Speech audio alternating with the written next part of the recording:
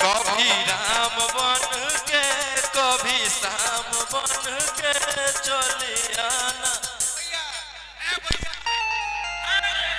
Programme बंद हो गया नहीं से बंद कर दीजिए, सिस्टम बंद कीजिए। मजाक बना कर रखे आप लोग, सारे लोगों पर मजाक करवा देंगे 1 मिनट में, समझ में नहीं आ रहा कि भगिया खुल जाला दुआरी उनका जाए अरे कि गजबे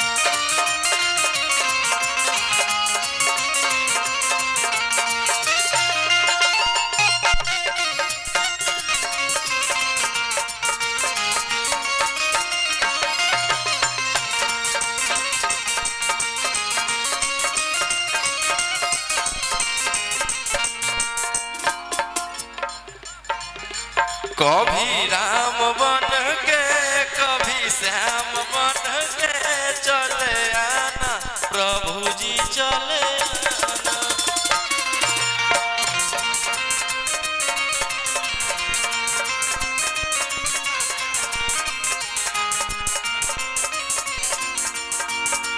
कभी राम बन के कभी श्याम बन के चले आना। प्रोग्राम बंद हो गया नहीं से बंद कर दीजिए, सिस्टम बंद कीजिए। मजाक बना कर रखे आप लोग, सारे लोगों पर मजाक करवा देंगे 1 मिनट में, समझ में नहीं आ रहा है। नहीं बोल रहा है तो सर पर चढ़ जा रहा है। सब नीचे उतरो, सब नीचे उतरो, तब प्रोग्राम चालू होगा। सारे बच्चे उतरिए तब प्रोग्राम चालू होगा। मजाक बना कर रखा है सब, इसीलिए प्रोग्राम कराया गया है। माहौल बिगाड़ रहा है सब। म्यूजिक बंद कर दीजिएगा राजू जी, म्यूजिक नहीं चालू होगा, बंद कीजिए।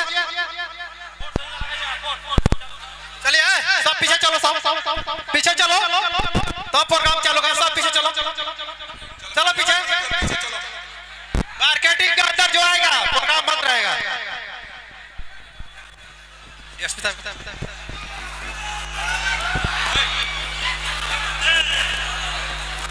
मंच पर से उतर चलो, यही में भलाई बा, बताता नहीं हो। कलकार आई बन इज्जत करती तालो को बुझा थैले नहीं के लास्ट जगदीशपुर के प्रोग्राम नहीं, आज के बाद प्रोग्राम ना होई जा, जकर करावे कोई कराई का बुझाई।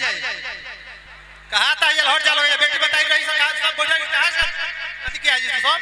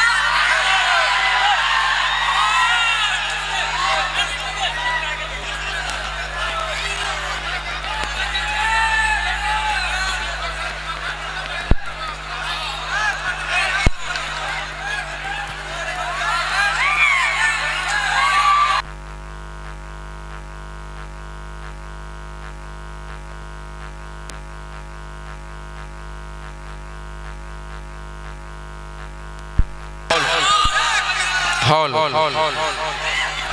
आराम से गावे ना देबो।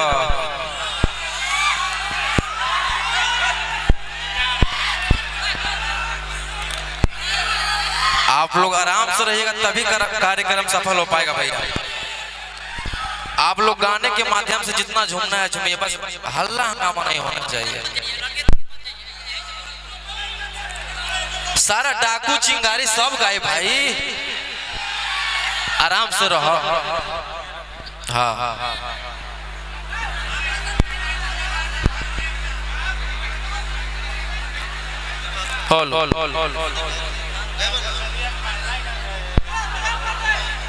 और अरविंद भैया ढोलक पता नहीं आए।